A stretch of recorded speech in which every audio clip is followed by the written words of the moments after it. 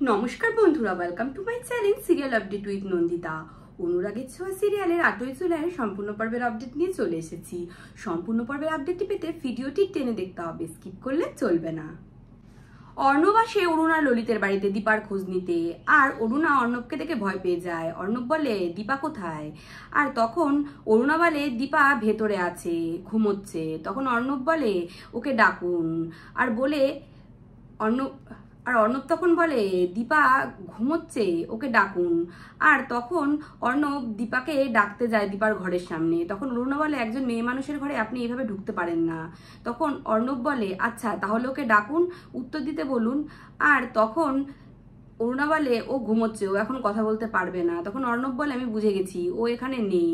আর যেই অর্ণব বেরিয়ে যেতে চায় তখন দীপা ভেতর থেকে বলে ওঠে যে অর্ণব বাবু আমি এখানেই আছি, আপনি আসলেই যে আপনার সাথে দেখা করতে হবে এমন তো কোনো কথা নেই। আর এদিকে তবলা ফোন করে দীপাকে দিয়ে এইভাবেই কথা বলায় অর্ণবের সাথে। আর অর্ণব তখন মনে মনে ভাবে যে এটা কেমন রেকর্ডের ভয়েস না তো, কিন্তু রেকর্ডের ভয়েস হলে তো ও কথার পরে কথার উত্তর দিতে পারতো না। তখন অর্ণব বলে এটা রেকর্ডেড ভয়েস, আমি বুঝতে পারছি। আর তখন দীপা বলে যে রেকর্ডেড ভয়েস মানে কোনো রেকর্ডেড ভয়েস না, আমিই বলছি। আচ্ছা আপনি আমার সাথে দেখা করতে চান তো ঠিক আছে, আপনি তাহলে অপেক্ষা করুন, আজকে রথযাত্রা, আমি স্নান করে পুজো দিয়ে তারপর আপনার সাথে দেখা করব। তখন অর্ণব বলে ঠিক আছে, আমি এই বসলাম, আমি আপনার জন্য অপেক্ষা করছি। এদিকে তবলা দীপাকে বলে তো চীনের জোকের মতো লেগে রয়েছে, এবার কি করা যাবে। তখন ডক্টর সান্যাল এসে দীপাকে বলে যে এরা তো মারাত্মক ডেসপারেট, এরা ওখানে গিয়ে বসে আছে, তুমি ওখানে আছো কিনা দেখার জন্য। দীপা তখন বলে হ্যাঁ কিন্তু আমি ওখানে, আমাকে পৌঁছানোটা খুব জরুরি, আমাকে যেতে হবে ওখানে, বলে বেরোতে যায়। তখন সূর্য বলে তুমি কোথায় যাচ্ছ, তুমি কোথাও যাবে না। তখন দীপা বলে যে আমি এক্ষুনি যাব, এক্ষুনি চলে আসব। আর তখনই উর্মি ঢোকে বলে দিদি কি হয়েছে। তখন দীপা বলে যে দাদা বৌদির বাড়িতে অর্ণববাবু চলে গেছে। তখন উর্মি বলে তাহলে তো এটা খুব চাপের হয়ে গেল। আর দীপা বলে এদিকে ডাক্তারবাবু যদি বলে দেয় যে আমি এখান থেকে বেরোচ্ছি তাহলে তো আরো সর্বনাশ হয়ে যাবে। আর তখনই ইরার আসার আওয়াজ পায় উর্মি আর দীপা। ইরা মনে মনে বলতে থাকে যে আজকে যদি রাজেশ্বরীকে ওই ঘরে না দেখতে পাই তাহলে বুঝে যাব যে রাজেশ্বরী দীপা।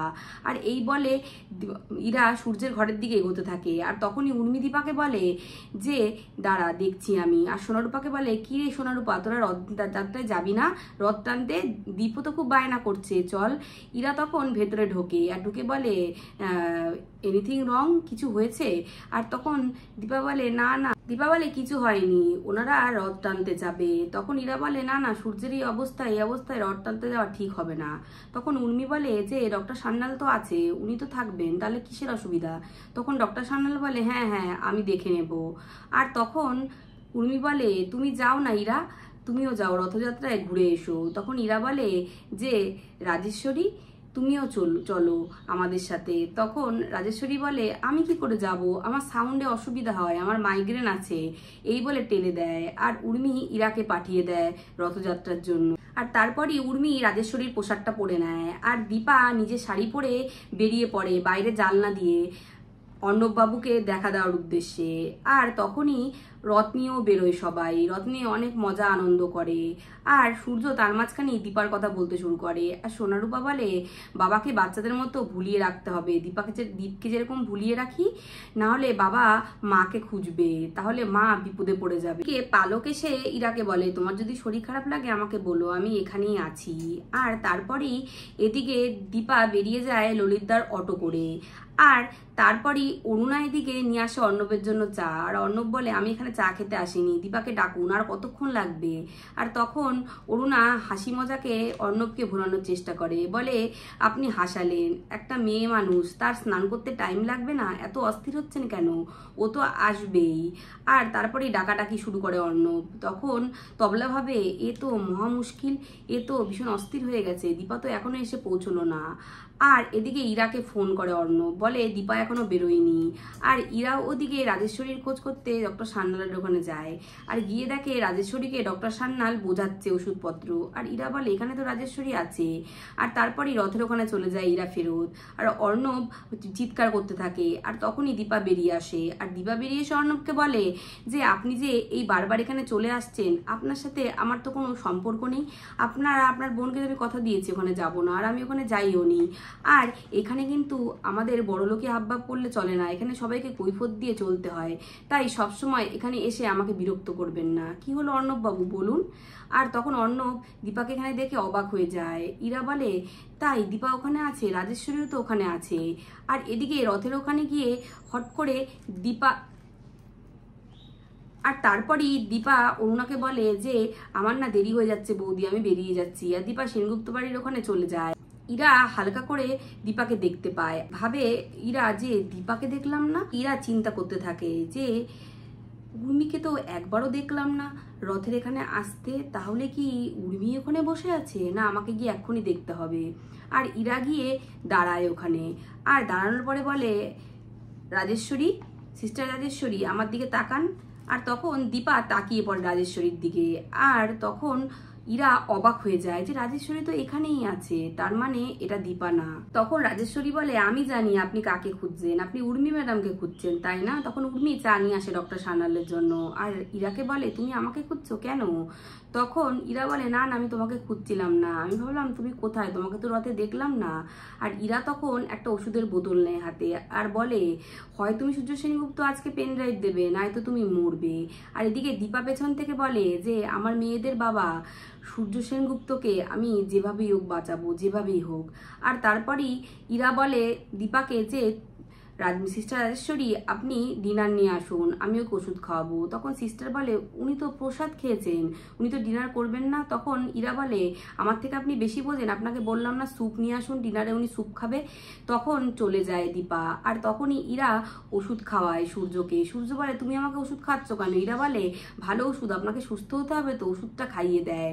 আর দীপা ওষুধটা খাওয়ানো দেখে খুব ভয় পেয়ে যায়, আর ঠাকুরকে বলে ঠাকুর তুমি ওনাকে রক্ষা করো। আর তারপরই ইরা দেখে সূর্যের শরীর খুব খারাপ হতে থাকে, সূর্যের বুকে ব্যথা হতে থাকে, সূর্য শুয়ে পড়ে। তখন ইরা এই অবস্থায় সূর্যকে রেখে ওখান থেকে বেরিয়ে যায়। আর তারপরই দীপা ঢোকে সূর্যকে জল খাইয়ে বমি করায়, আর বমি করিয়ে এসব ওষুধগুলোকে ফেলে দেয়। এদিকে অর্ণব আর ইরা কথোপকথন শুরু করে। অর্ণব বলে আমার কিরকম একটা অদ্ভুত লাগছে, মনে হচ্ছে এখানে দুই দুই আমি কিছুতে চার করতে। ইরা তখন বলে যে কিন্তু রাজেশ্বরী তো এখানেই ছিল। তখন অর্ণব বলে আমার খুব সন্দেহ হচ্ছে, তুমি স্ত্রীর অধিকারে সূর্যের ঘরেই থাকো। এই বলাতে ইরা তখন সূর্যের ঘরের দিকে যায়, আর গিয়ে দেখে সূর্যকে বমি করিয়েছে রাজেশ্বরী। আর রাজেশ্বরীকে বলে কি তুমি ওনাকে বমি করালে কেন? আর তখন রাজেশ্বরী বলে আমি জানি এটা কিসের ওষুধ, আমি ওনাকে ওষুধ খাওয়াবো, যে ওষুধ দেবেন সেই ওষুধ আমাকে দেবেন, আর নয়তো আমি কিন্তু ডক্টর সান্যালকে সবকিছু বলে দেব। আর তখন ইরা বলে আপনি আমাকে হুমকি দিচ্ছেন, থ্রেট দিচ্ছেন? তখন রাজেশ্বরী বলে আমি থ্রেট দিচ্ছি না, কিন্তু আমি বলে দেব আমার মানি চাই, আপনার হয়ে কাজ আমি করে দেব, আই নিড মানি। আর তখন ইরা বলে যে তাই তুমি সত্যিই কাজ করবে আমাদের হয়ে? তখন রাজেশ্বরী বলে হ্যাঁ, কেন আমাকে ট্রাস্ট হচ্ছে না? তখন অর্ণব এসে বলে যে আপনাকে কি করে বিশ্বাস করব, আপনি তো অন্য উল্টো চালা দিতে পারেন। তখন দীপা বলে যে হ্যাঁ আমার কাছে কোনো প্রমাণ নেই, কিন্তু আই নিড মানি। আর তখন অর্ণব আর ইরা আলোচনা করে যে ঠিক আছে। তখন দীপা বলে যে আমাকে প্রথমে একটা টোকেন মানি দিতে হবে 5 লাখ টাকার। তখন ইরা বলে 5 লাখ টাকা? না না, কাজ হয়ে গেলে তখন টাকা পাবে। তখন অর্ণব বলে ঠিক আছে ডান, বলে বেরিয়ে যায়। সোনা রূপাকে দিকে টেনশন করতে থাকে মায়ের জন্য। রূপা বলে যে মা ঠিক বুদ্ধি করে একটা কিছু করবে, কিছু করতে পারবে না মায়ের ওরা। আর তখনই অর্ণব আর ইরা বেরিয়ে আসে, আর ইরা বলে সোনা রূপা তোমরা যাও, বাবা শুয়ে আছে, তোমরা বাবার কাছে যাও। আর সোনা রূপা আসে মায়ের কাছে। তখন দীপা বলে যে ডাক্তারবাবু আমি আছি আপনার কাছে সব সময়। এদিকে ইরা অর্ণবকে বলে যে স্যার আপনি কি ভাবছেন? তখন অর্ণব বলে আমার কেমন একটা অদ্ভুত লাগছে, ডক্টর সান্যাল নার্সকে ঠিক করেছেন আর সেই নার্স আমাদের কাছে টাকা চাইছে, ব্যাপারটা কেমন লাগছে না? আর তখন ইরা বলে ভরসা না করি বা কি করবেন? তখন অর্ণব বলে ভরসা করে যদি আমাদের ডোবায়, যদি আমাদের ধরা পড়ে যাই? তখন ইরা বলে যে একটুখানি ছেড়ে দিইনি না সুতো, দেখাই যাক না কি করে, আর যদি ও কোনো বেচাল করার চেষ্টা করে তাহলে ওর অবস্থা আমি খারাপ করে দেব।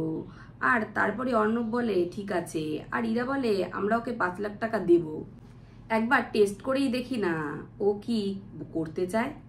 আর এদিকে সোনারূপা দীপাকে জড়িয়ে ধরে, বলে মা তুমি কান্না করছো কেন, তুমি ভয় পাচ্ছ কেন, তুমি না ব্রেভ গার্ল? তখন দীপা বলে যে তোদের মায়ের সামনে বড় পরীক্ষা, আমাকে জিততেই হবে, যেভাবেই হোক আমাকে জিততে হবে। তো বন্ধুরা আজকের ভিডিওটা এই অবধি। অনুরাগের ছোঁয়ার আগাম আপডেট পেতে অবশ্যই চ্যানেলটিকে সাবস্ক্রাইব করে পাশে থাকবেন। Thank you so much for watching. Tata.